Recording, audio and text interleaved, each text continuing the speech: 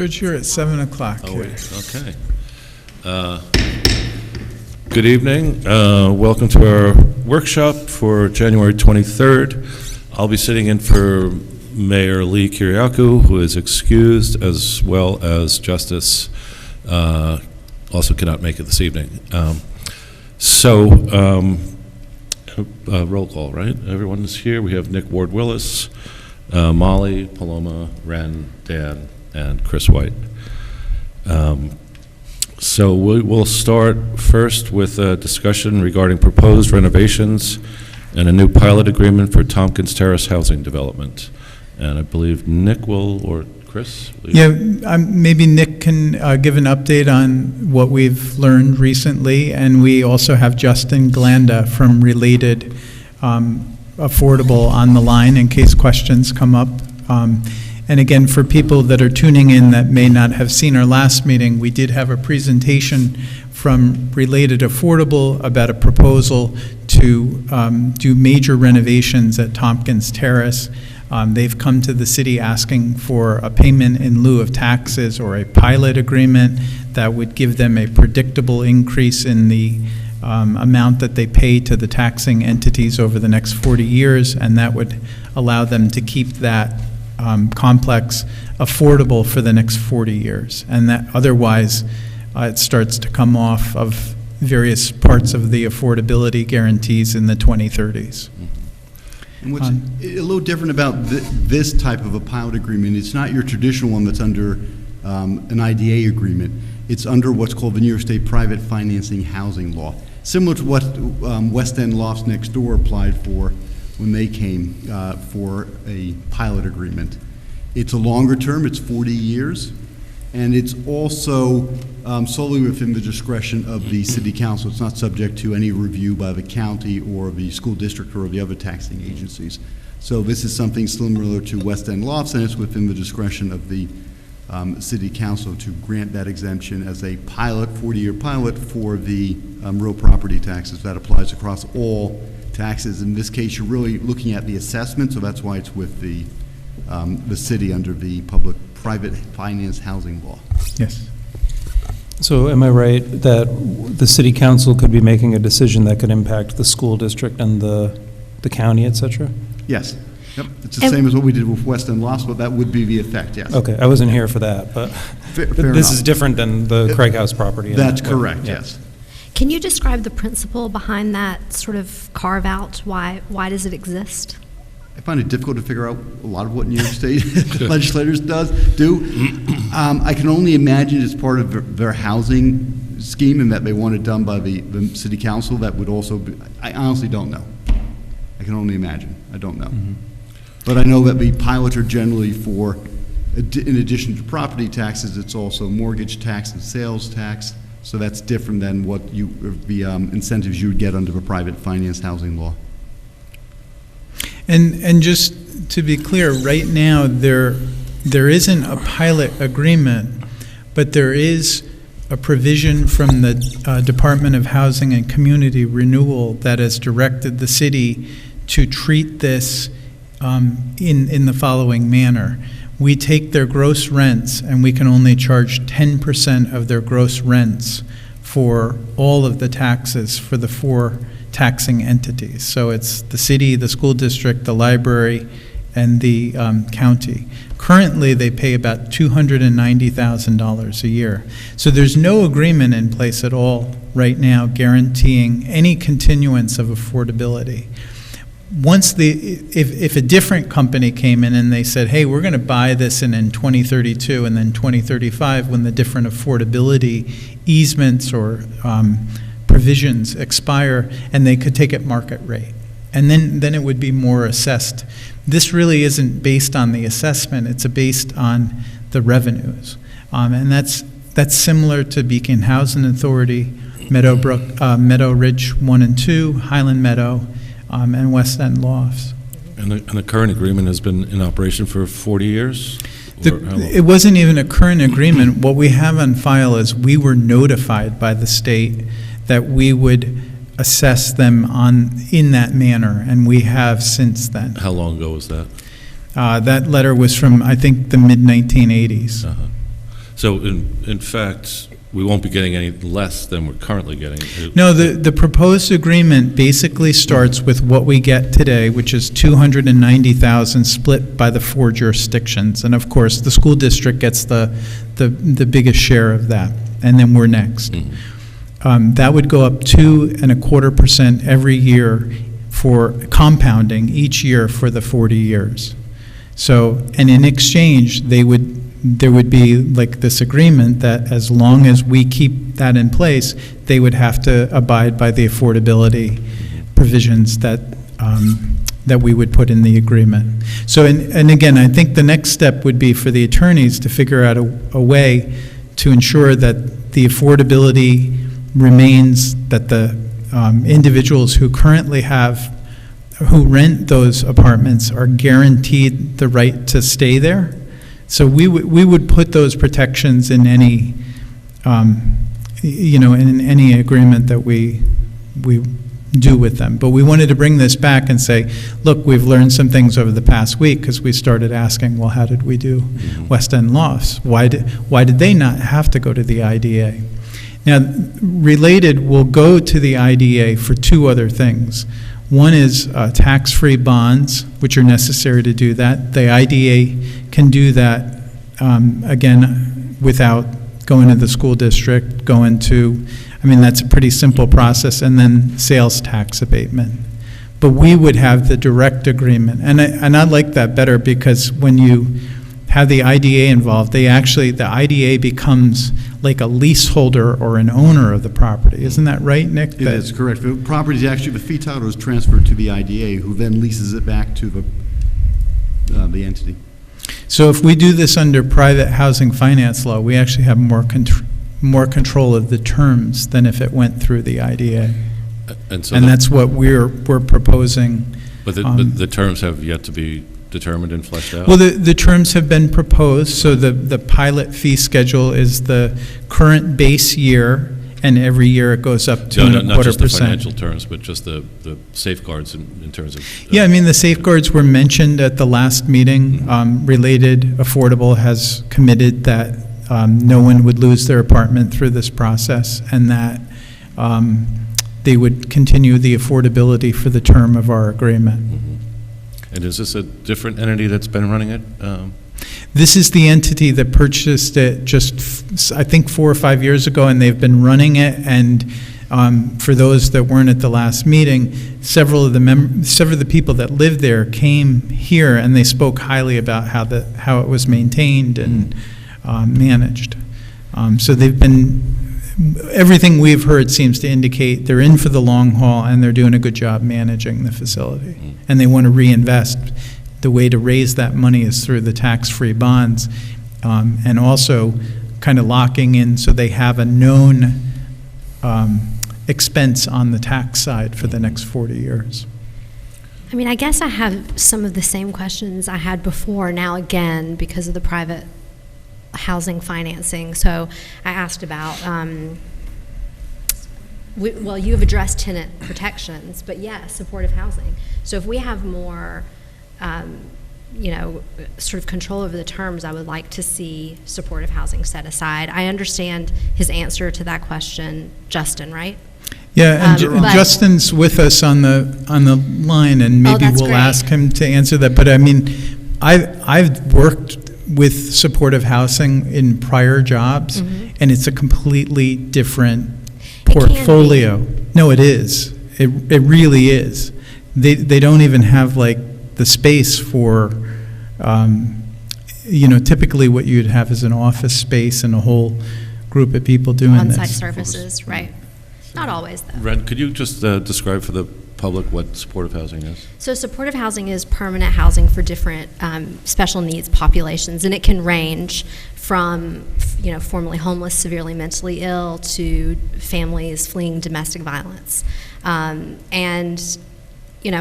would just be interested if Related could look at what the different populations are and what the different needs levels are. And I understand that you don't need necessarily the financing that comes along with supportive housing, but just to approach it from sort of the the vantage of taking this opportunity to set aside for some of what have been identified as the frailest and most in need populations in our state with regard to housing. But again, there are people living there today that don't have supportive housing. And I would just venture to guess most of them don't need supportive housing. If you're setting aside units and we're saying nobody's going to be leaving their unit, that kind of conflicts with people living there not needing Staying in it. So place. we're going to throw people out so we can have supportive housing? Well, no, I don't think we'd be throwing anybody out, but I think if I'm understanding what Ren is saying correctly, and I'm happy for Justin to jump on this at any point, is that we'd like to look at what it would mean to include infrastructure, whether that means, I don't think we're talking about a hospital bed, but if there is room in the community center to have an office, so that down the line, as people move out of this housing, and because people, even though you're guaranteed a lease renewal, that doesn't necessarily mean you're going to be in the same unit indefinitely. We're talking about a 40-year agreement, if that's something that Related would be open to. Since, I agree with you. There Justin, are do you want to basic, field that? infrastructural barriers now. Justin, do you want to respond to that question? You're muted.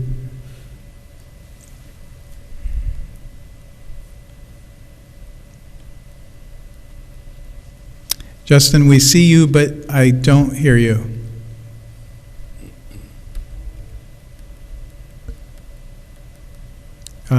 We can't hear you. Ben, can you check Justin's connection? Yes. Melissa, don't see him on Yeah, I was going to say, it might be our connection, because I'm not seeing, usually you can see the person, Yeah, usually we see the other callers. even if we can't hear them. Sorry, Justin, we're going to adjust that. While that's being addressed, Justin, maybe related to this too, is I know that you're looking at creating 10 ADA units, and I'm just wondering about that number of 10 and how you arrived at it, and if there is an option to either increase it literally or to set up the apartments so that more could be added in the future if and as needs arise, knowing, as you presented yourself last week, that there's an increasing aging population.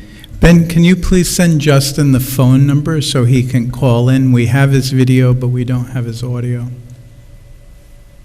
Let's get him on before we ask more questions, please. Kind of unrelated to this, and while Can- we're getting these things, Okay, I give up. can we look into what other existing subsidized housing that we have in town and see what timeline we're on? Are they close to an expiration date?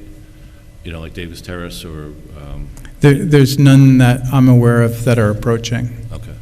Yeah. I'd just like us to be aware of it. I think the and next not one be coming up is surprised. Meadow Ridge too, Uh-huh. and that's years off. Because it just seems like Tompkins Terrace and Davis Terrace seem to have been built around the same time. I don't know if it all happened at the same time. Yeah, there's only a handful of them, so we can go through. Yeah. Davies is under a totally different schema, correct? It's not, I don't know. I'm sorry for We throwing came that out, just prepared to saying. talk about related management. I didn't expect I'm sorry. answers. I'm just saying put it on our radar. I wanted to make sure I understood the beginning, while we're waiting, understood the beginning part of what you were updating us on about the structure. So we're saying that what my understanding is that back in the 80s, the state said this is what the agreement is going to be, and the city has to do it. And I'm just trying to understand if that is not still the case, or if what the state's role is here. I'm a little confused now. I think Justin's going to be able to answer that better than I can. I'm not. Okay, fair enough. Sorry. Sorry, I added another Chris, the question. question just was about the role of the state in this process. And I think there's some funding that's coming from the state. But My understanding is they're going to be seeking low-income tax credits. But the part that the state mandates is the structure of the pilot, which is 10% of their gross rents. And that's where that, No, that's the existing Right. condition that we have. So the state, Okay. the state basically sent the city a letter sometime in I'm pulling it up. West Tompkins Terrace. So we have a letter from 1985 in which the then assessor was told that under Section 33C of real property, that Tompkins Terrace was to be granted a tax exemption. My understanding is that the way that we derive how much they pay is it's based on 10% of the gross rents collected. And that's been, in this year, $290. and the proposed pilot is to continue that fee structure that are, Yeah, it's basically to set in place the current $290 and change, and then to have an escalation of 2.25% every year for 40 years. And it compounds, so it's, right. next year it's plus 2.25, and then you take 2.25 of the new amount. So over time, it grows pretty substantially. Hello, this is Justin, if you're able to hear me. We can hear you. Great. Sorry for the trouble there with the connection. Appreciate the time this evening from the council. Thanks for having us back. So to address a few points that I think came up, and I apologize, I was disconnected there for a little bit and getting back on. But the starting point is actually a tick above where the current pilot stands today and what the property is able to pay today, which is about $290 that Mr. Chris White mentioned. We are proposing a $310K starting point as our initial first year pilot payment under a new restructured tax agreement with the city. With respect to the permanent supportive housing question, unfortunately that is not something that the related companies specializes in, and our management company, and just how we operate. We do use other resources through our management company to connect residents that are in need of services with local agencies, whether that's the city level, county level, or state level, or national level. We pull in resources through the Related Affordable Foundation, as well as in connection with that, the foundation that I presented on last week touches on a number of pillars, I would call them, in workforce development, food security, education, health and wellness, and those aspects are brought to properties, in different ways depending on the needs of the population, et cetera. But as far as permanent supportive housing and just the staffing requirement that goes into that, the operational strain, the budgets, you usually need to have one, if not multiple, on-site service coordinators for a size property like Tompkins Terrace at 193 units. That would be probably multiple on-site staff members, and the property is just not set up and budgeted that way. Under the current budget, the current operations, and the pilot that we proposed, you'd be looking at adding perhaps hundreds of thousands of dollars to payroll to cover those expenses. There was also the point on the reoccupancy. We do have we have a existing property that's almost 100% full. In order to not displace folks, we don't want to enter into an agreement. We wouldn't enter into an agreement that immediately puts us in non-compliance from day one, because there's a supportive housing set aside that we can't quite meet.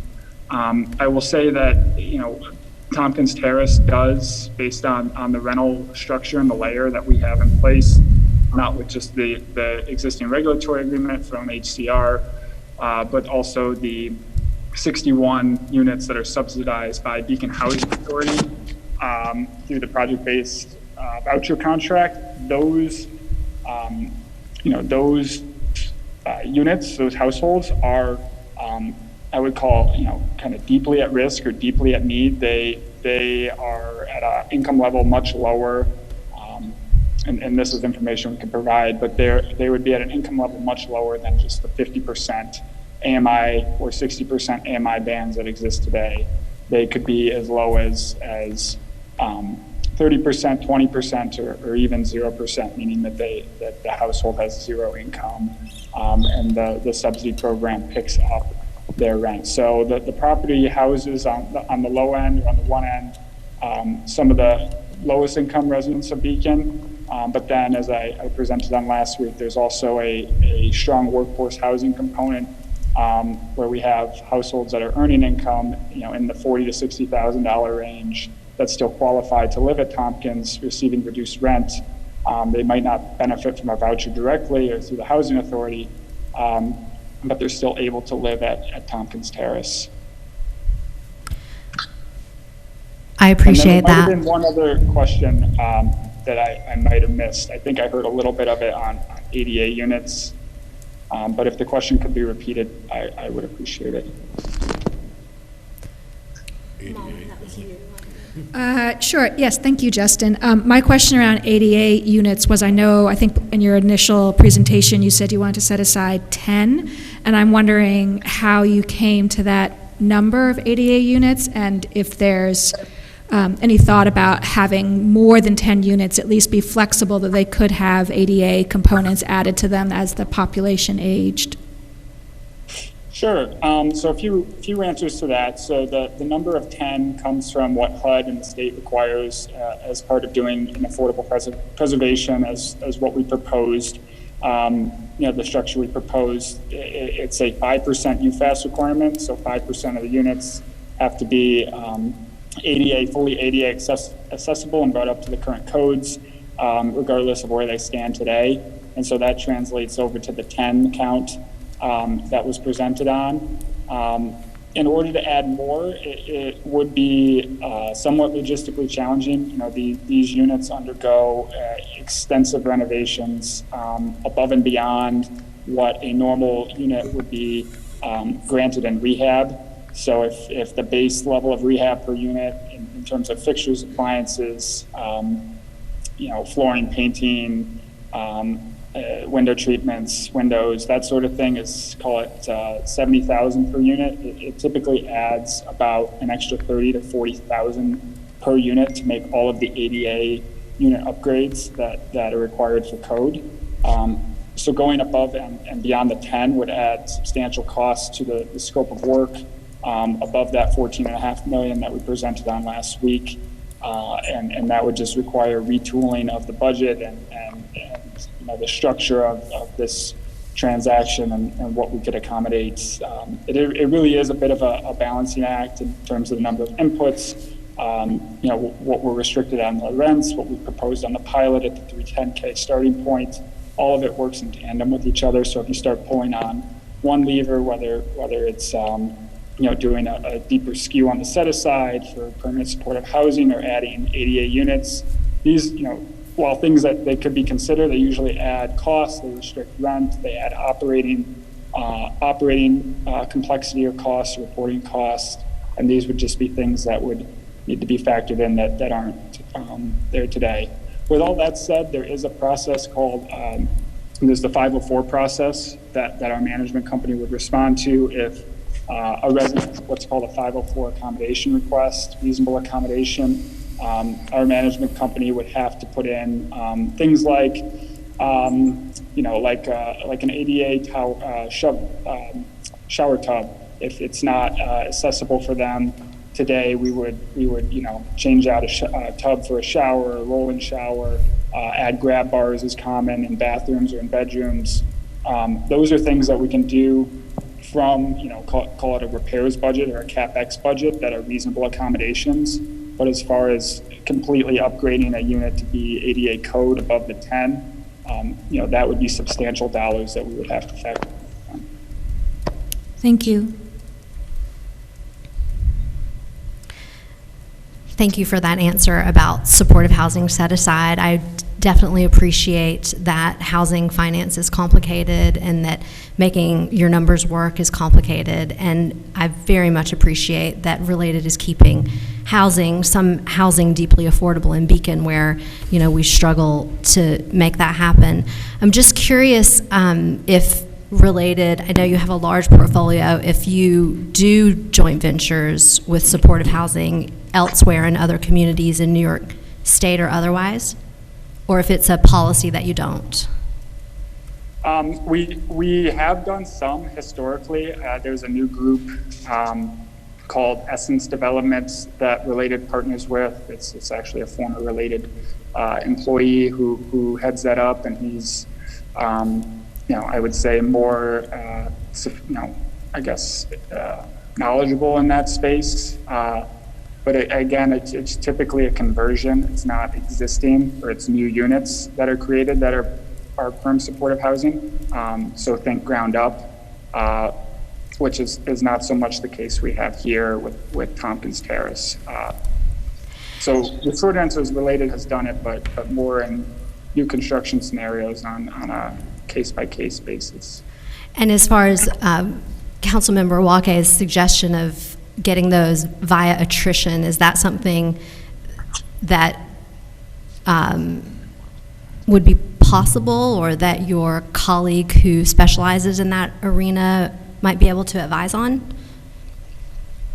Again, for a property that exists today, with what we have at Tompkins, it would just be difficult from the added staffing costs, operational costs, space requirements. I just think it would be somewhat infeasible at this property as it stands today. If we were tearing down Tompkins Terrace and rebuilding it with a different unit count and different spaces, multi-purpose spaces, a lot of supportive housing, as you probably know, is studios and ones. Not so much family households, and at Tompkins we have not just studios and ones, but also 2s, 3s, 4-bedroom units, which doesn't necessarily cater to that kind of supportive housing part of the spectrum, but more so towards larger families, especially those with children. Well, sometimes there are, the DV populations do serve families, and sometimes there has been a disconnect between that specific population and supportive housing at large. You're absolutely right that it's usually, we're looking at singles and formerly homeless,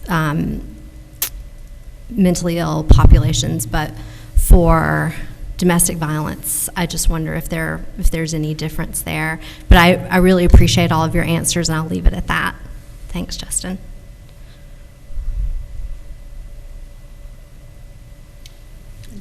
In terms of next steps, it might be a question for you, Nick. I'm kind of curious in terms of your due diligence in determining what the right set amount is. It sounds like the 2.25% compounding is the standards, what we've done before, so maybe that's what we're saying we're agreeing to, but I didn't know if there's further work that you were planning to do just to kind of look at that and compare what we've done, other places or other municipalities have done, just to make sure that that's a good fit for Beacon. We have not done that yet. We'd have conversations with Kathy, Martin, and Chris, and make sure, and Justin Siebert in my office who would handle this, and make sure it's the terms that you want, and see if it's consistent with what's done in other communities. But we've not started that yet. Okay, thank you. I think there might be some work that the IDA might have already started, because they already applied to the IDA. They might have done something looking at that. They didn't apply. Oh, they didn't? They haven't applied yet? Okay. No. I don't think they will be. This isn't through the IDA, right? No, this wouldn't be through the IDA. This is now being proposed to be directly with the city of Beacon. Yes, I know they had conversations with Sarah, that's why I asked the Right. question. Oh. And we also asked questions about the affordability per income level, and we got a really great response from Justin on that at the last meeting. Does this financing change those requirements? Or maybe a better question is, what requirements does this kind of financing change? Going under the public financing law that we've been discussing? As opposed to the IDA, yeah. I don't believe it has. I will double check, but I don't believe it has any impact with respect to the to what we're discussing in terms of the financing. This might be a dumb question, but I'm not sure if related is for-profit or not-for-profit, but they're going to make a $14 million investment in this property, theoretically without raising rates. How do they justify that? How, is there profit to be had, and where does it come from? Justin, can you field that, please? Sure. Thank you for the question. So the $14.5 million investment primarily comes from the equity that's generated under the low-income housing tax credit program. So we will be, by virtue of entering into the transaction, and not just with the city portion and the pilot, but we would be entering into new regulatory agreements and RURAs with HFA at the state level, and there's new tax credits awarded. Tax credit equity is raised against those low-income housing tax credits that are taken over a 10-year period. And we have an outside investor who basically makes that investment into the property, into the community, to complete the renovation scope of the $14.5 million. Related is a for-profit. We are basically the sponsor of the transaction, the one pulling together the resources, the debt, the taxes and bonds from the DCIDA, working with this group on the pilot portion that's required to make it all happen. And then there's an outside investor, typically a bank, that would come in and make that investment on the equity side. And to clarify, just something I didn't want to jump in, but on the application, we did put in a draft application to the DCIDA. It's not finalized in any way, shape, or form, so I don't think it's public or published in any way online. We would continue to keep that on hold until we have an arrangement here with the City of Beacon on a new pilot. But once we do hopefully have an agreement or a path forward under our approach, we can move the pieces quickly with Sarah Lee at the DCIDA to accomplish the transaction. Okay, thank you.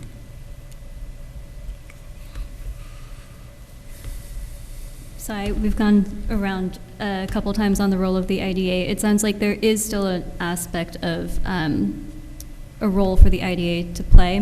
What I thought I had heard earlier was that that was in the area of the sales tax and mortgage tax aspects of this deal. Okay.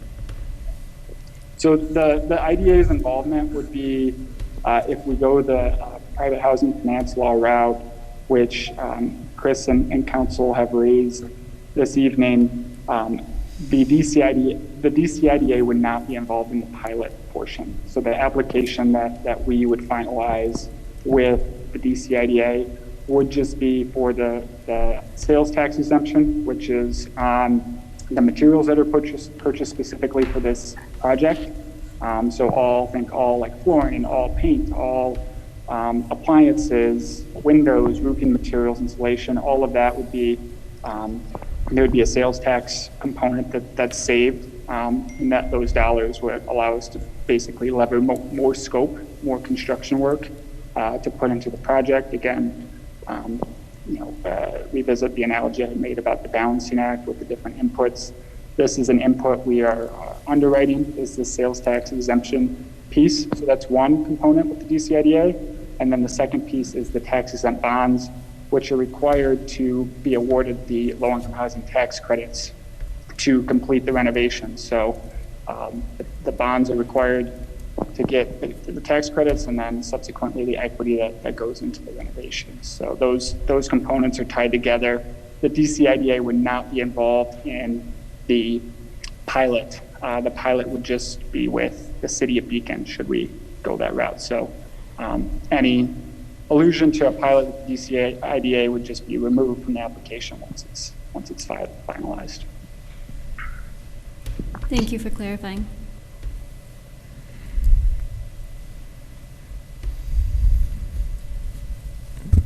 I just want to say, even if it's not the right fit for this project, that I really support the idea of exploring supportive housing, permanent and temporary, in Beacon. I know this is something that the county and maybe the partners take care of at the county level, but some conversations that Ren and I had, Yvette Valdez-Smith from the county legislature, is that there's supportive housing in Dutchess County, but it's primarily in Poughkeepsie, or it's they get hotels for people, but often that means Beaconites who are in need of that would be transplanted out of Beacon. So something that we should probably explore at some point when we're talking about affordable housing is how do we create more of this type of housing in Beacon. Could be a good conversation for some of the priority stuff we're going to get into starting tonight. That's right.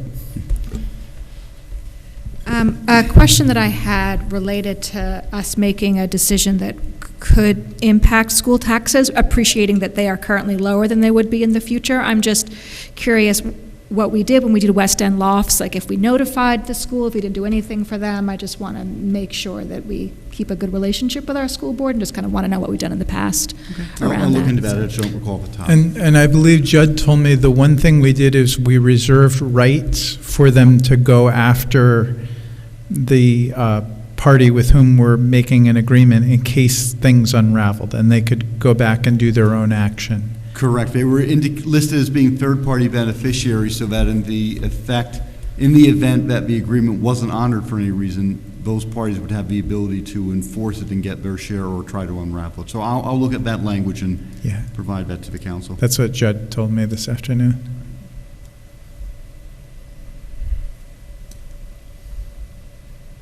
And you know, it's important, the context of this is important. They're paying $290 now.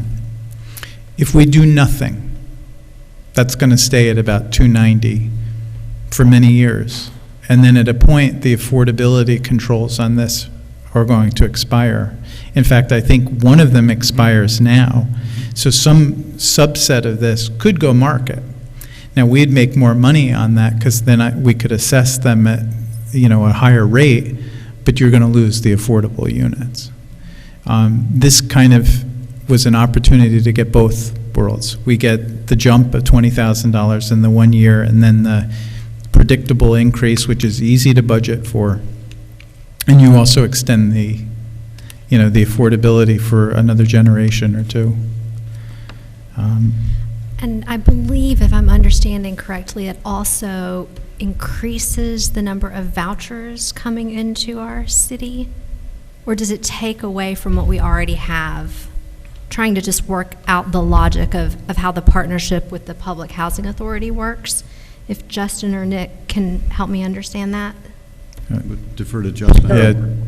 Yeah. It would not change the vouchers brought into the city, or I guess I don't want to speak for the city broadly, but for the project, it wouldn't change the voucher profile that's in effect on the project. Our goal would be to maintain and renew that contract with the Beacon Housing Authority on the project-based side, and we've talked with Mr. Round-Trout on a preliminary basis about that, and the current contract term has 17 years remaining on it. Related companies did that contract. We basically applied to HUD when the opportunity presented itself back in 2020, and were able to assist these 61 deeply at-risk households, meaning that they were rent burdened and paying a significant portion of their income towards rent. We went out and were awarded these 61 vouchers that were new to the project and to Beacon, frankly, that didn't exist before, to assist those households.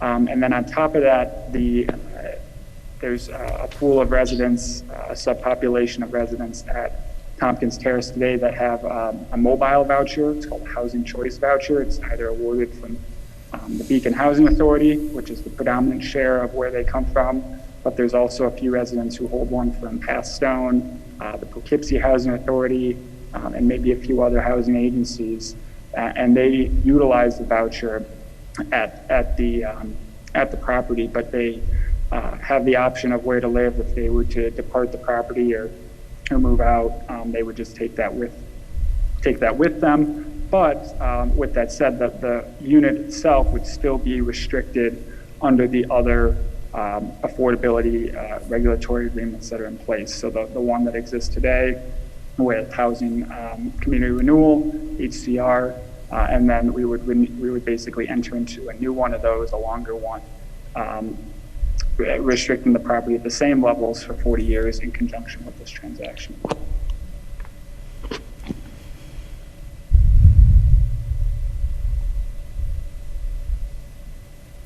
Nick, can you talk through, and Chris, on the next steps from here? It sounds like you would work on the a resolution and the terms of the contract. Talk a little bit about that.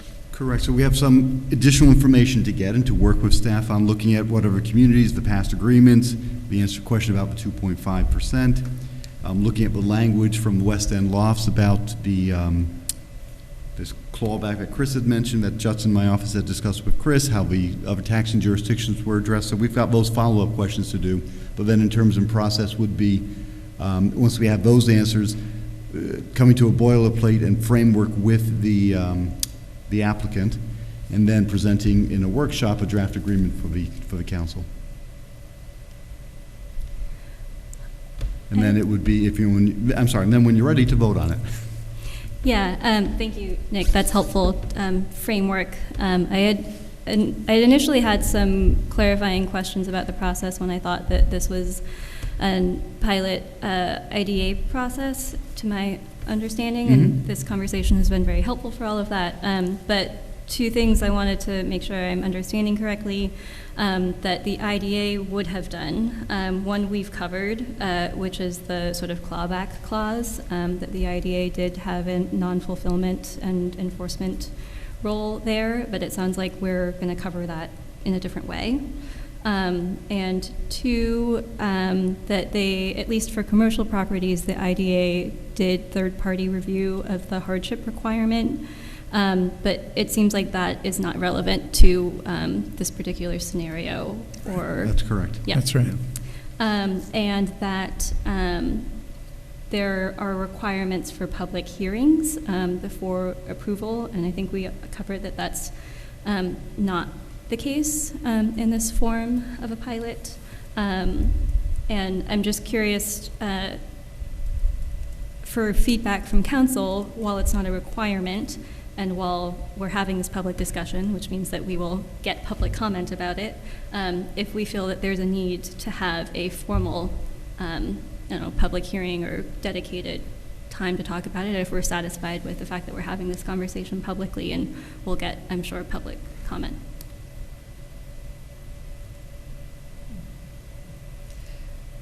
Nick, is it the case that we are able to hold public hearings for things that aren't formally required by New York State, that we hold public hearings on? You do have that discretion, yes. It's in your discretion. If you wish to hear from the public, you could do so. And is there a timeline that we're looking to meet here, or? I Deadline? don't know from Justin or Chris what that timeline is. I think they're trying to go to construction later this year. Justin, your timeline is what? Sure. So right now, our timeline is based on our ability to get towards to a resolution with the city on a pilot. That is our next step. As I mentioned, we have an application, a draft application that is into the DC IDA on the tax exempt bonds and sales tax exemption, but not being finalized pending the outcome of obtaining a pilot. Should it provide any comfort or reassurance, there's a public comment, what's called a TEFRA hearing needed in conjunction with the tax exempt bonds, which would be specific to this project at Tompkins Terrace. So there would be a county level public comment phase in conjunction with the tax exempt bonds, which is a portion of the financing. So that would occur regardless of what the City of Beacon Council here decides to do regarding the pilot. Specifically, but we are ready to move as fast or slow. Ideally, we could get going this Q2 this summer, and we think it will take a little over a year to complete everything. Obviously, there's lead time challenges in today's market, and supplier challenges and all sorts of construction logistics. But call it 12 to 18 months. We think we could be done by 2024, if we were to get going this summer. And George, we did get some public comment. The mayor did open the community session at which Justin presented, and we did get some initial feedback from some residents who had come out to speak about it. Yeah, I think what Paloma was suggesting, and opening up to a wider audience that the public may be further aware, as opposed to those that spoke last week were from Tompkins Terrace and were fully aware of what was going on. So I think if we do have the time, I think it's certainly worthwhile to ask for public comment regarding this, if we could have a public hearing. Do you need a public hearing, or can we just put an announcement out, we're seeking comment at the next meeting? Oh, sure, yeah, whatever. Right, I mean, that's sufficient. The council can decide how it wants to publicize it. And your agendas are widely circulated, so if you include it as an agenda item and call it like a public comment session, Yeah. that would suffice and avoid the publication cost.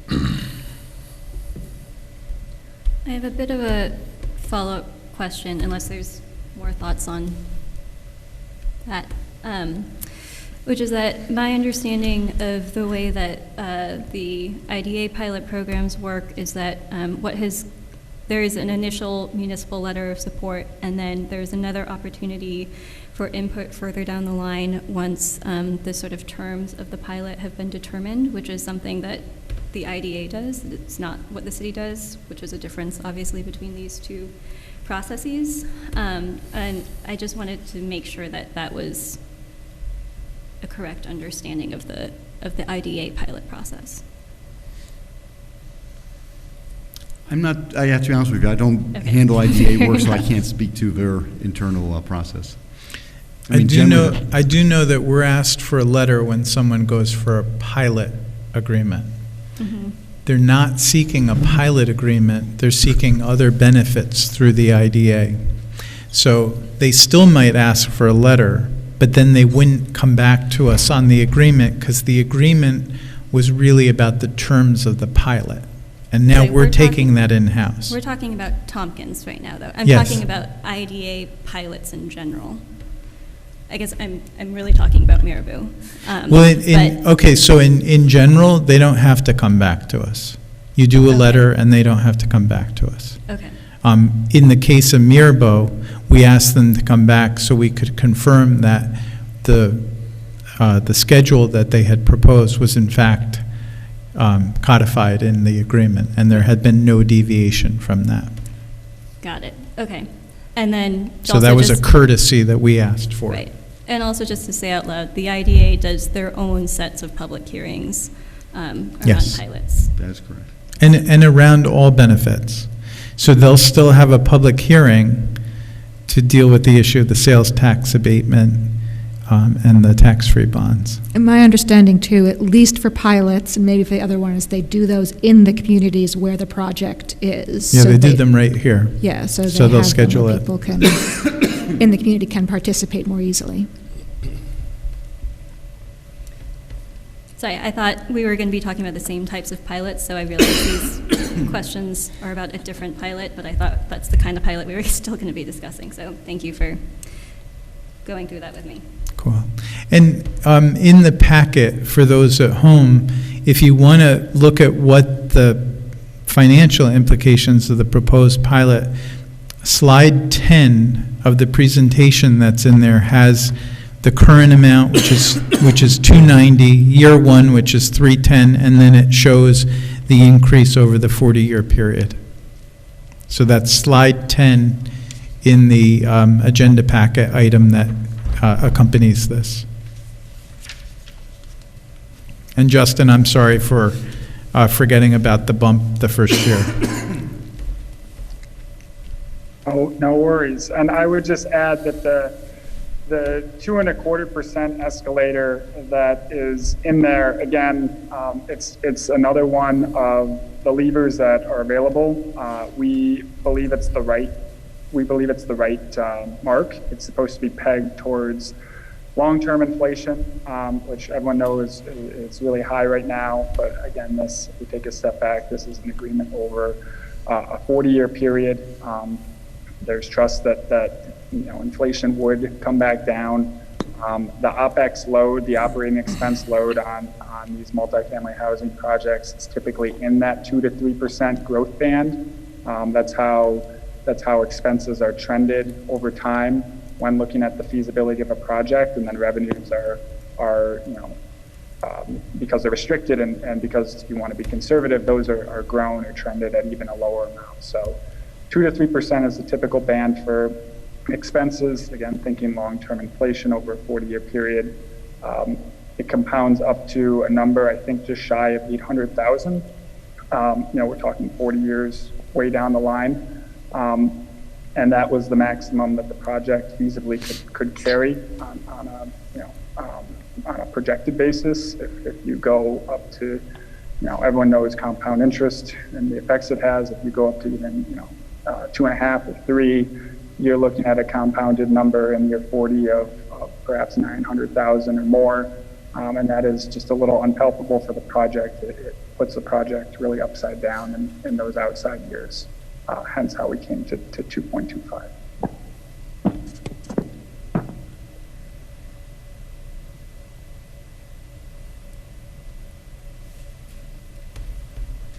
Great, so we'll work on drafting the agreement, getting the answers to the questions asked, and then bringing this back to a future workshop.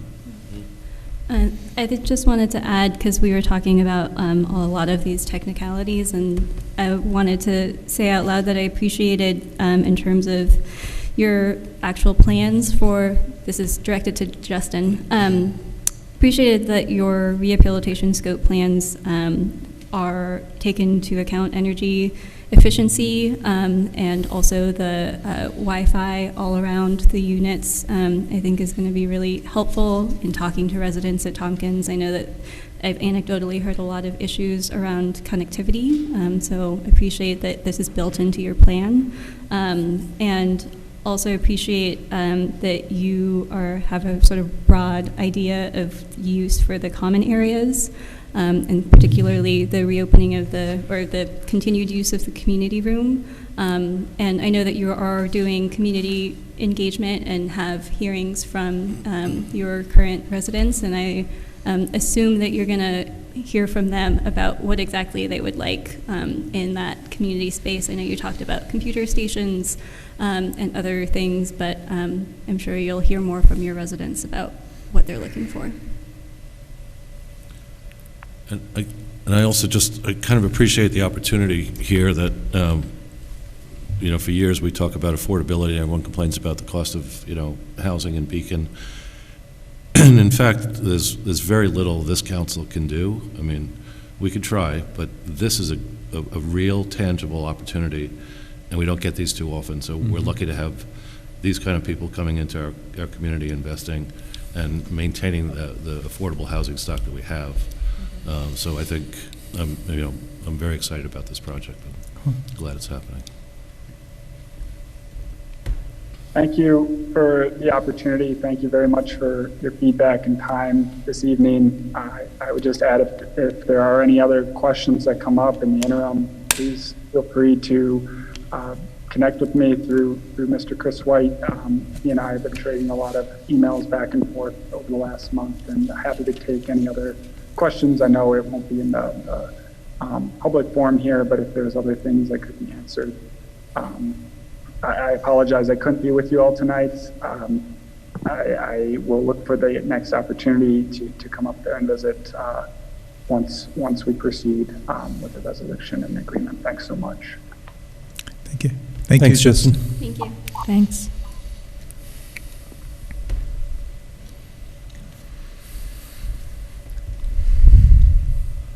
Okay. Next on the agenda is the local building code efficiency standards, and I believe Nick is going to give us an update on. I am. So when this was last workshopped, it was January 9th. You may recall we went through the decision tree. Our marching orders were after that was to start drafting the law and also get some answers to the questions. We believe we've answered all the questions except for mixed use and major renovations. What we've done since that meeting is we had reached out to NYSERDA because we want to get a representative from them to come here and talk about the feasibility and sort of get answers to questions to make sure that we were implementing a law that Bruce, when your building inspector administers it, can be administered, and we're aware of what potential issues might come up so we can build those into the law. NYSERDA reached back to me on Thursday and provided us with the right person. It took a while because they have restrictions on who can speak to governments or attorneys, and so they finally got me the program manager for communities and local government, who I've reached out to both on Friday and today. Have not connected with that individual yet. We'll do so, and we'll ask them to come to your next workshop meeting, and I'll coordinate that, Chris, for your office.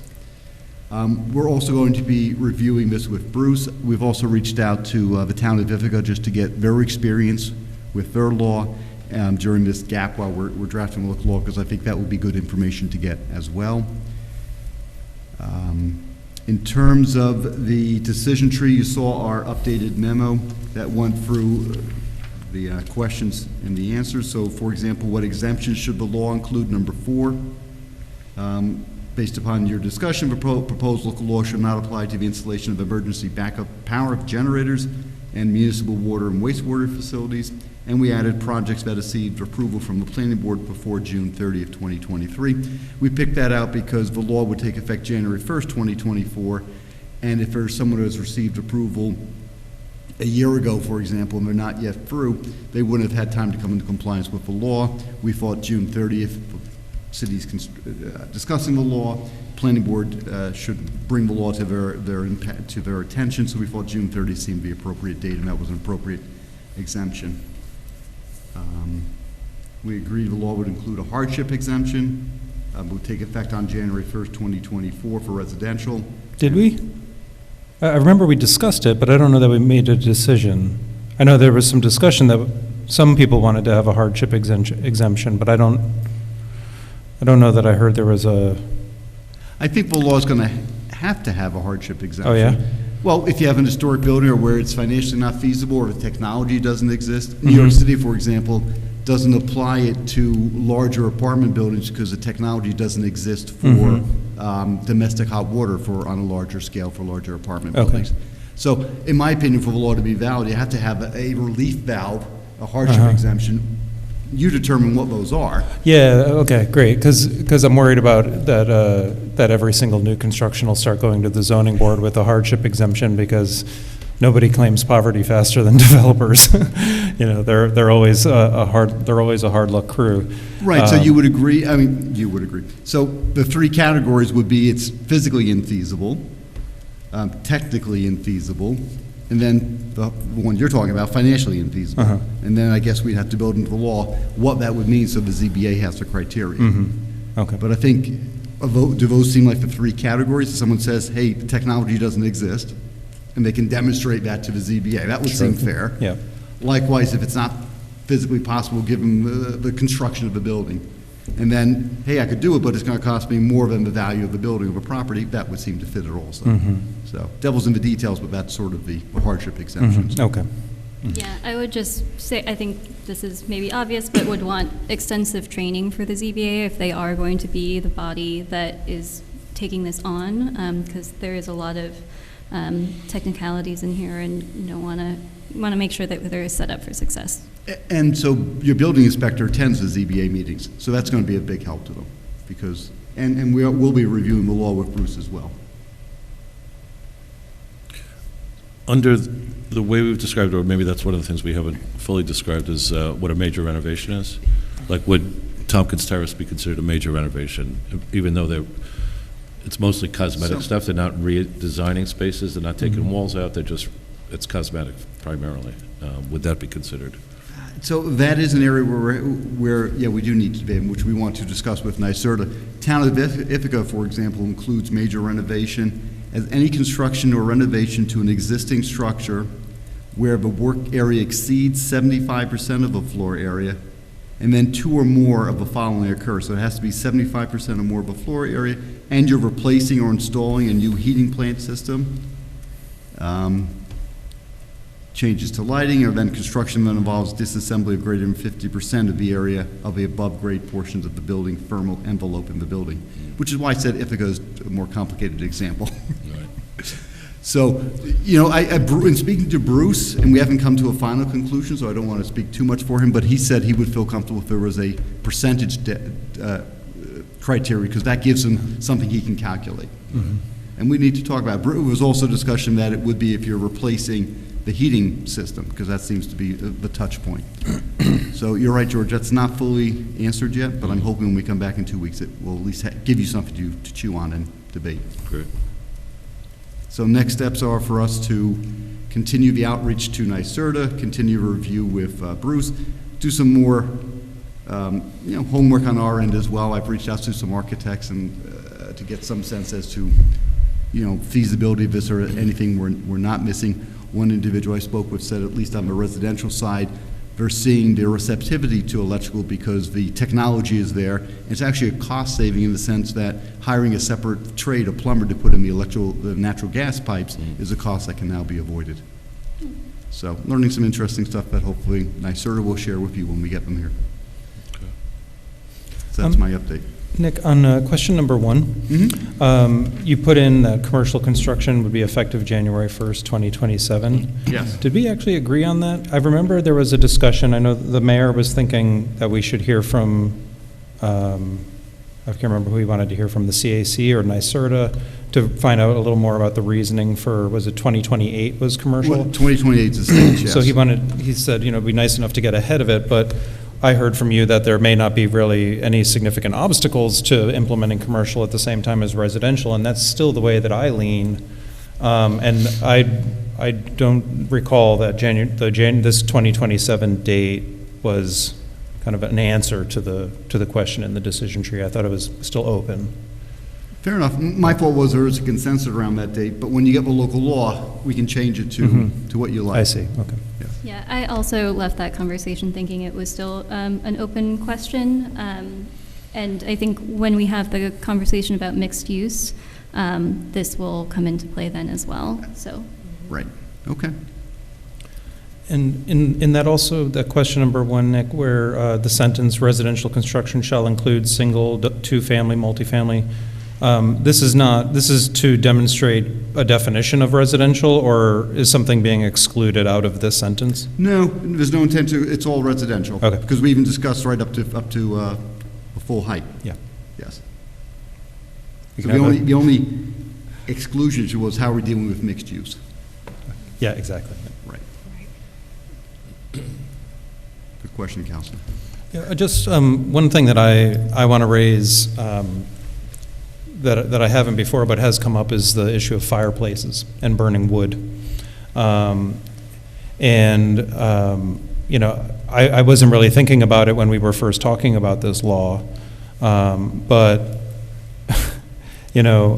I think Chris really made a good point, is that fireplaces create a lot of particulate matter in a home, dangerous amounts of particulate matter, and I love fireplaces. I have a fireplace in my home that I use quite often. But part of the way that we need to kind of operate is we need to give up the things that we love. And so I'm kind of inclined to say that burning wood is in a home is probably something that we should be looking at too and make a part of it. And I don't know. I mean, I love fireplaces, but we have to be consistent, philosophically and scientifically, So I raised this issue in the 1990s, and I was told by the then city attorney that we were preempted because that wasn't covered under building code, it was covered under air emissions. Because, typically those aren't a primary heating source. I also want to just say I wasn't suggesting we get rid of fireplaces. Sorry, I shouldn't have said it that way, but you made a good point about the particulate matter. I just was pointing the irony of some of this, but Nick, could you talk to that? Wouldn't that come under air emissions then? And then aren't we precluded by the Federal Clean Air Act? We would be there. It also becomes an interesting question of, under the Green Amendment, with the right to a healthy air and a healthy environment, whether it would come into play. So I'd have to give it some more thought. Now, I just think if your goal, your primary goal on this was about reduction of greenhouse gases, and honestly, the amount of wood burning is probably not significant here. You're nibbling at the edges. And I think you also enter into personal choice. If you buy a house and it has a gas boiler or oil boiler, you're kind of married to You it. have to, yeah. you don't have to light a fire even if you have a fireplace. Sure. That's a choice, so you can decide whether to use it or not.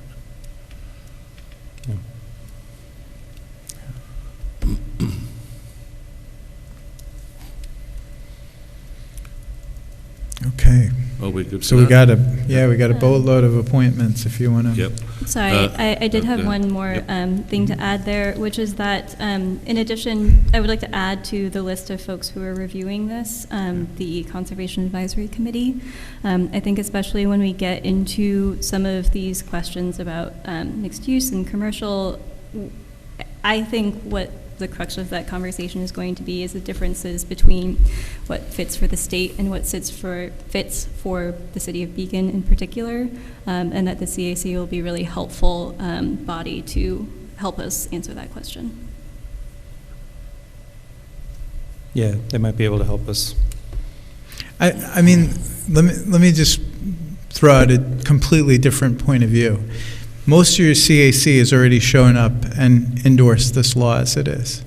Most of the CAC, you really know where they stand already. Why don't you talk to somebody that builds houses or somebody that designs houses and just ask them what they think, frankly, the impact would be. I asked Nick to reach out to an architect because we wanted to just see if this is feasible. If we pass a law that doesn't work, people are going to point to this as a model for why they shouldn't do it. Mm-hmm. And I think your goal here should be, this is, I think, the right direction to go, but let's do the law really thoughtfully so other communities say, look at the process they went through, and that should be our model law. So, why don't you bring in we can invite in some architects and developers. Maybe you could ask them, how would it impact residential? I mean, the initial review on that was like, probably not too much on residential. And then we can dig into some of these questions. We keep going back to, I think sometimes you need to talk to people that may not agree with you and everything, just to figure out what's real and what's not. So, Just a recommendation, because we'll help set that up if you want, but well, we are. I mean, I've spoken to architects and builders already, and I know many others here have, so.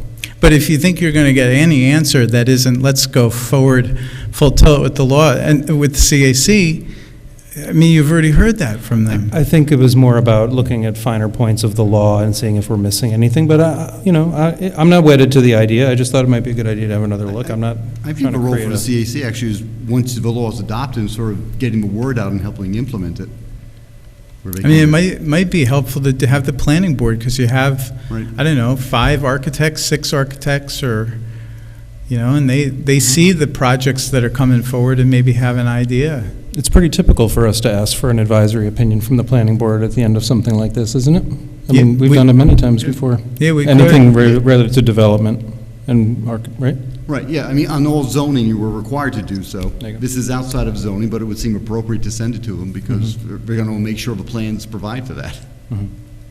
Yeah, I'm not, my suggestion, I was not intended to preclude having conversations with other people as well. I have also had conversations with architects and developers, and I know that CAC members have also had conversations with architects and developers. So I'm not trying to preclude those people from the conversation, but I do also value the CAC's opinion. And while they did draft an initial and pass as a body an initial support of the idea of the law, I think I've only seen 2 CAC members speak in public comment.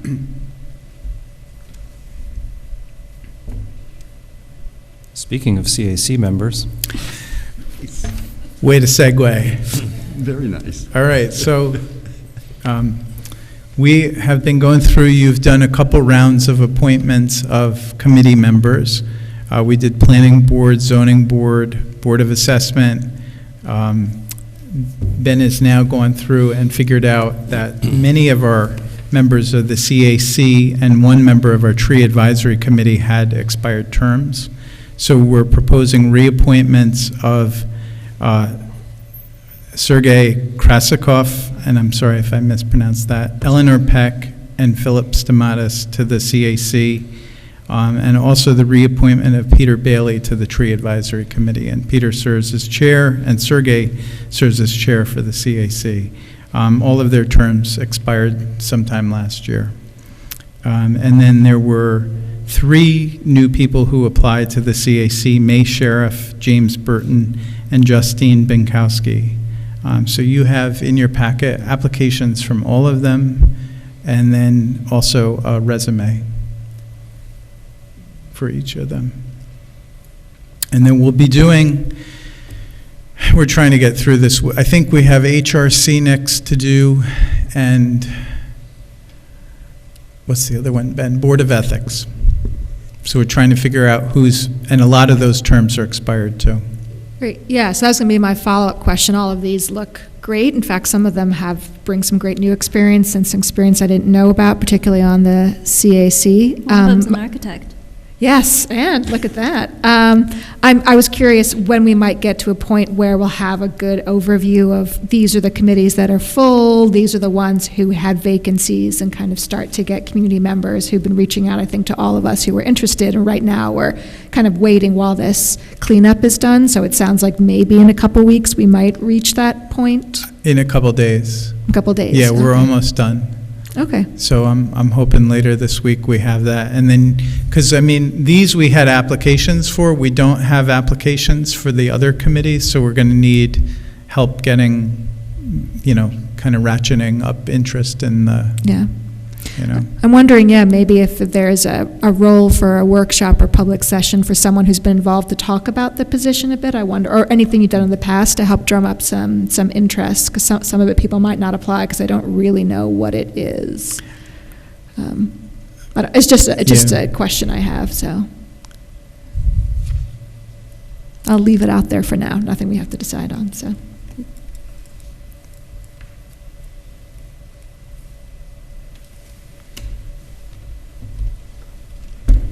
And the final item on the agenda is 10, City Council Priorities, Community Quarterly. Paloma, did you want to speak about that? Sure. And Molly, do you want to go first? It feels like that makes more sense as a starting point. Sure. Well, just for the benefit of the public, this is something that has been done for a number of years at City Council, which is just for all of us, meaning the City Council, aside from the mayor and the administrator, to kind of talk through or kind of think through what are the major projects that we know about to start the calendar year. So it's basically on a calendar year basis. And so I did some work, which is not in the packet if you happen to take a look at it right now, but just looking at some of the priorities that we had from last calendar year and thinking what we want to do for 2023. So I think the purpose of this conversation, I open up to the council, will say that, is Paloma's going to talk a little bit about a specific thing that we had last year, what we might want to do this year, and then over the coming weeks might sort of tease out our priorities to actually then hopefully share a more specific list that we feel we can share with the public at that point. So anything that anyone council wants to share generally before Paloma gets into her specific things she wanted to talk about? Great. All right, Paloma. So I didn't mean to put you on the spot. You'll all recall that last year, as part of our agenda setting, we set forth a plan to have 4 public forum sessions as an exercise in participatory governance. We named them, really named them Community Quarterlies, which I think is a really great name, but due to capacity issues, we only did one. And I fully apologize to the public for not following through on that. I will say, and this is part of the proposal for the 2023 calendar year, that the participatory budgeting process that we did do, I do really consider in this vein and in this spirit. And so the proposal is to try again to have 4 points of engagement, to have 3 of them be the policy forum model, and to have that last one, same as we did last year, the participatory budgeting process with the high school, which we did put in our operating budget for 2023. I thought we could review The goals and framework that this was built around that we set forth back in March of 2022. One is around accessibility. We want to keep the barrier to entry and participation as low as possible. And 2, engagement. The whole purpose here is to gather ideas and feedback, not just pitch our ideas to the public. But there will still need to be some framing and some guardrails around the ideas, and that's sort of addressed later. And follow through. We want to frame this in a way that we can feasibly follow through and up with these ideas. And so want to be scoping this correctly. The sort of questions that I have for council about this are, one, if there is any sort of significant changes that we would want to make to the process from what we did last year, and 2, and we don't. That's the real question. And then if we're in agreement on how to broadly move forward, the next step to start and do the first one is to determine our central question. I had tentatively put in the broad topic of climate goals and green infrastructure because that is the one that we didn't address last year, that we said we would. Obviously, we are very much in the middle of doing that right now as a council, but this is an instance of why we have, as a council, are moving forward with one particular way to address green infrastructure and climate change, but the idea 2. and the whole 2, you're right, small gasoline engines, and to that engagement idea, the point is that we're soliciting ideas and feedback from the public. And that's obviously a cyclical process. So I will, having said all of that, and wasn't necessarily going to go reread what I had sent around, unless we think that would be helpful. But curious if the council has thoughts or feedback about the process last year, or framing for. I had one, Paloma, if you don't mind. I just wanted to kind of make it as simple as possible for people to share their ideas. And I don't recall the questionnaire itself. I never opened it up. So I'm not sure how much of it was, how complicated it was or how many questions there were. And then whether it had to be a prerequisite for the ideas that were shared in the meetings themselves. And the reason I say that is that between the questionnaire closing period and the meeting itself, someone may have an idea, a darn good one, and we would still want to hear from them. But maybe maybe a possibility could be that they're not allotted as much time as people who developed the thought prior to the meeting, or I just want to kind of remove barriers to people presenting their ideas. Yeah. To answer the first question, the question, oh wait, sorry, I'm looking at the wrong doc. Sorry if it's linked in here, I didn't. No, it's not, but I'm happy to include it as a supporting document for later conversations. The questions were your name, your contact information, who would be presenting the idea at the public forum, and then a 1 to 2 sentence answer to the question. Our key question last year was, what is a key aspect of community and public safety that is missing or requires improvement and that the city should provide? And that was supposed to be the short version description. Mm-hmm. And then an additional explanation of 3 to 5 sentences of your answer. Mm-hmm. So it's pretty straightforward. Pretty bare bones, yeah. And maybe we could make kind of an open forum section at the end of the meeting, so that anybody who came up with an idea, well developed or not, they could have a chance to speak. Last year, did you, because I think, Nick, you or your office played a role in reviewing which ideas actually fell within the purview of Correct. the city council, or the city, was that done before we had the public forum or after we had the It public was forum? done I can't before remember. the public forum, was my recollection. I think that's Yes, I think that was right, and that was part of the reason for the delay in between, so that the presentation that was done at the public forum was at least somewhat informed. Yes, that's correct. Yeah. Which was very helpful, and thank you for doing that. You're welcome. Yeah, I remember Drew and I debating the issues. I like the idea, Dan, of having some time. I think we would just, if we did need to frame it with that caveat that, you know, some of them we know that do fall within our purview, and some of you bring up this day, we might not necessarily fall within it. Yeah. And we might not even know in the moment. I get lots of ideas from the public. Often I have to refer them to the school district or, or the state. But people have a lot of ideas. It's good. Yeah, and part of the intention, again, with the accessibility is to sort of bring people in with a really low barrier to entry, but then engage them through the process in a very encouraging way to sort of passively or actively learn more about how government works, and particularly how the city works. And so getting that feedback is an intentional part of the process, and it's not just gatekeeping. It is an educational opportunity. It's the intention, at least. And for the public that's listening, you may have only done one community quarterly, but there were at least two other very significant public processes.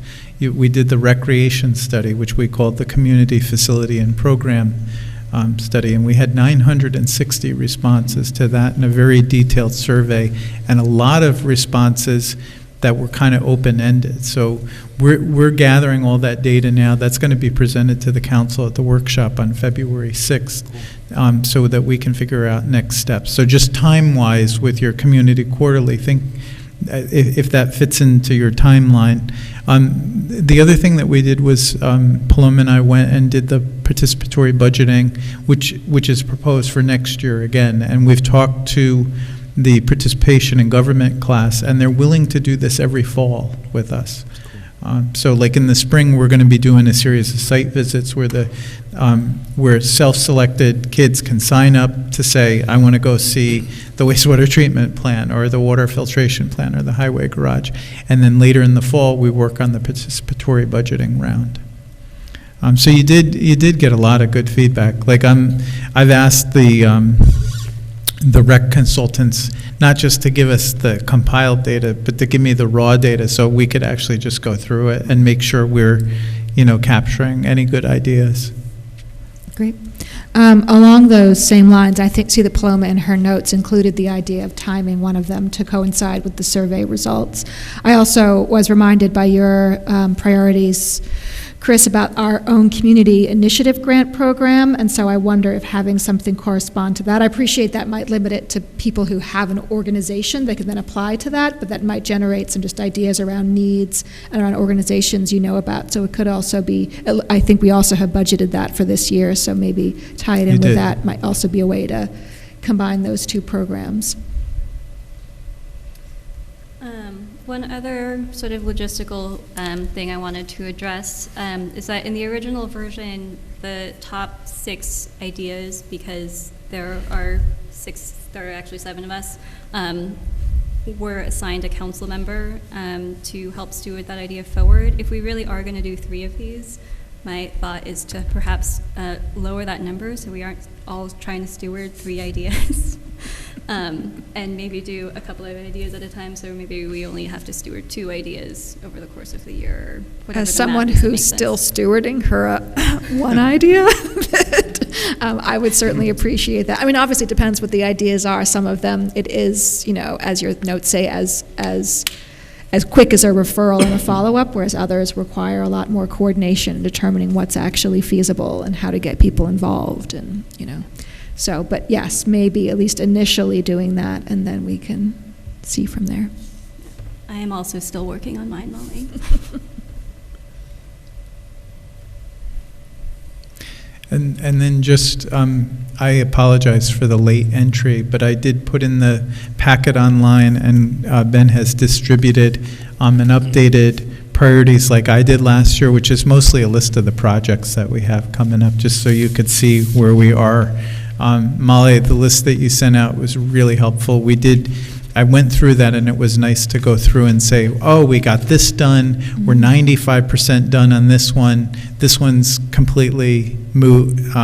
So we can go through those at maybe what we do is come back at next. Yeah, I was thinking in terms of next steps, I can take the point on going through that and getting your feedback, Chris, on what's done or what, Yeah. you hope to finish up, the first half of the year, like you've started to indicate on here.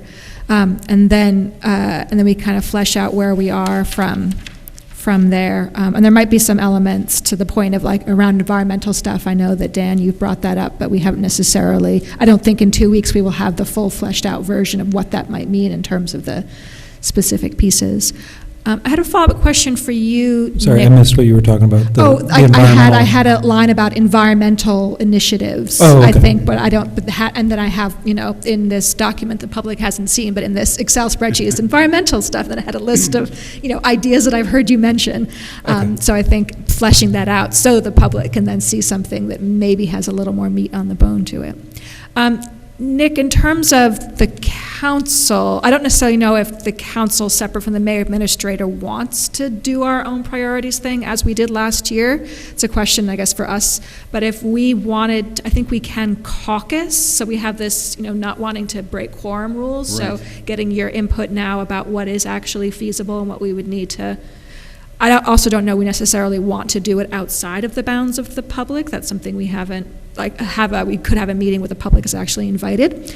But I just wanted to get your thoughts on what we legally could do as we figure out what priorities the non-mayor, non-administrator side of the council might want to focus on. And also the question, though, is the mayor is part of the council. Yes, no, I realize that. I think he also And the mayor has and I his don't own. always have exactly the same. Right, yeah, list. yeah. So last year, he had his own list, and we had a Yes. list. And so that's part, like, maybe he wants to do it with us, so this is part of us figuring out. I appreciate he's not online tonight, so I don't want to speak for him. So I think just knowing legally what we can and can't do would be great. So there is the exception to the open meetings law for political caucuses. But then any member of the political caucus is then invited to that. So that's an exception. Other than that, if you're discussing public business, then it is, if there's a quorum present, subject to the open meetings law. So political caucus, is that based on party affiliation, or is just, It's party affiliation, yes. so the fact that all of us are registered Democrats, we could call it a Democratic caucus? Correct. But why wouldn't we just have this at a workshop? I mean, and then if there's something sensitive, like there might be one real estate thing I want to talk to you about in executive session. But just not you don't want to workshop this on the 6th, or? I'd love to have the conversation in public. I think, I Okay. prefer public than anything. I think every workshop should end with a discussion about what's on the next workshop. Yeah. We should always have 5 to 10 minutes to talk about our new business. I think, then the one thing then, aside from I'll clean up and have a fuller list, if anyone wants to add anything to it, I guess, Ben, I'll connect with you separately, and maybe Chris, just to make sure I'm clear on your deadlines to get it into our packet. Maybe another question, too, for you, Nick, is just be clear about which items we have that we might want to take off, because they are about executive sessions, at least for the meantime. If not, in the future, they might become public. Just make sure there's nothing on there that Absolutely. falls into that. Yep, so whenever you have that list finalized, Great. send it my way and we'll have a conversation. Not tonight. Great. All right, then I think, are there any questions about next steps? So I'll add in what Chris has, which actually is a lot of crossover already, just clean it up, and if you can give feedback on it, and also add anything that you want to make sure is discussed, even if it won't necessarily, be the thing that we work on this year, we can make sure that's there. I started marking that up, and I'll get that back to you. Oh, great. And then if we could typically we try to get our documents in by the Thursday before the meeting, but Okay. sometimes, as you know, we're here till late on Friday evening, Yeah. waiting for the last few things to come in. Well, I will try to not be that one of those No, things you're you've never waiting been on. that.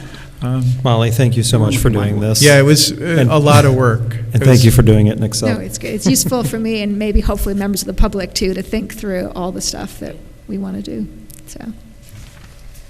Before we wrap up this conversation, I wanted to make sure that it sounds like we're in alignment about the general framework for the community quarterlies. I know Oh, that yeah. Lee isn't here, but I'm sure he will give feedback if he has it.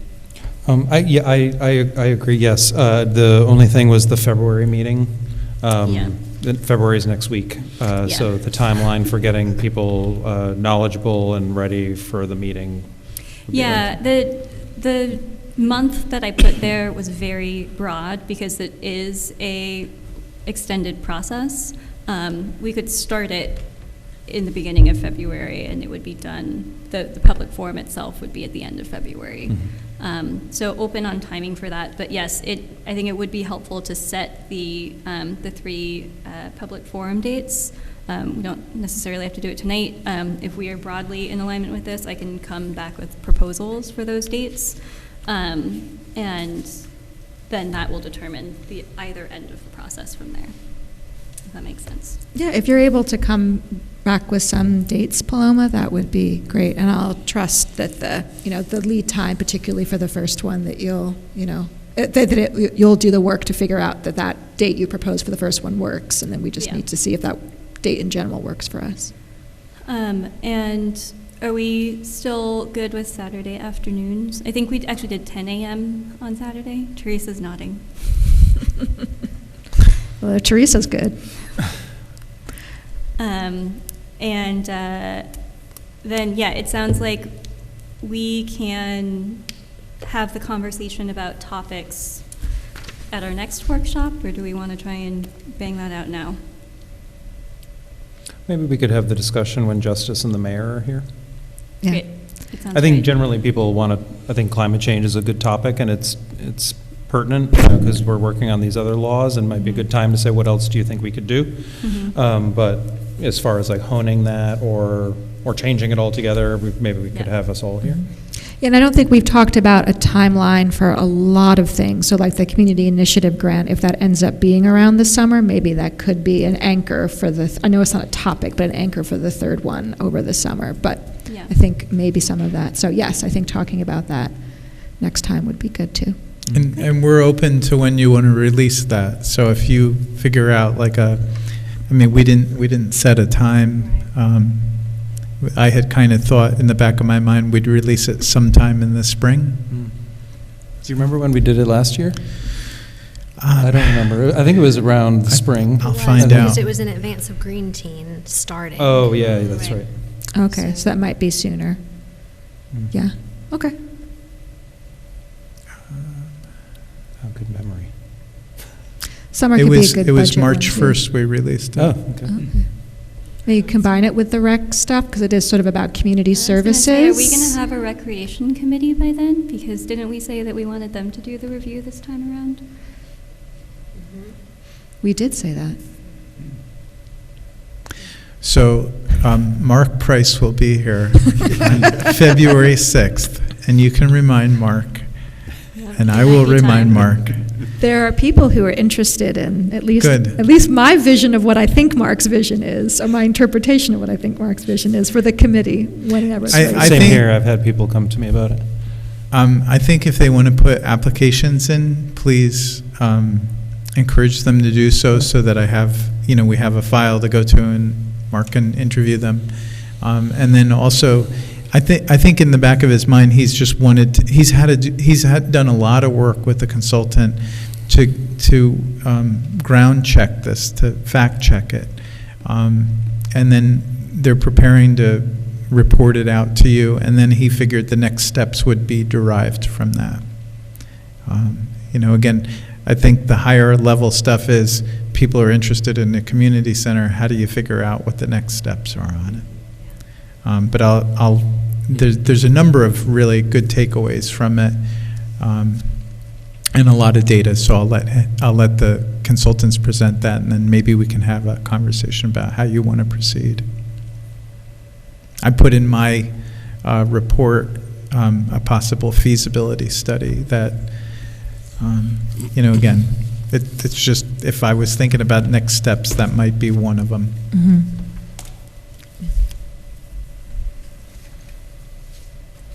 Yeah, I think you're going to find when we get into this next week, Chris, knowing that your time is taken up with a bunch of things this year, so I hear, is what kinds of studies or other designs or projects can we start rolling this year, even if there's not a lot of your capacity to get involved in them. And so getting your input on that will be key.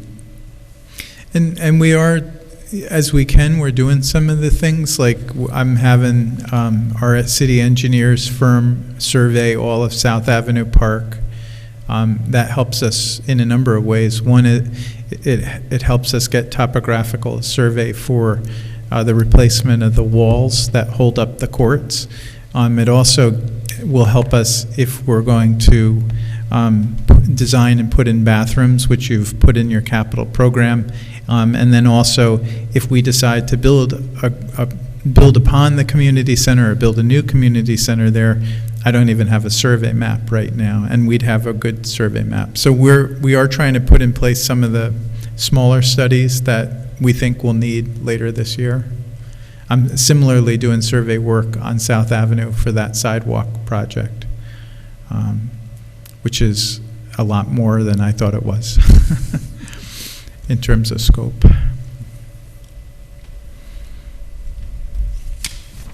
Okay, so I think we then just need a motion to adjourn the meeting. Motion to adjourn the meeting. Motion? Second? Thank you very much. Aye. Right. Aye. Oh, No, just need a vote. Aye. Aye. Motion carries. Saying goodbye like Yeah. that. Recording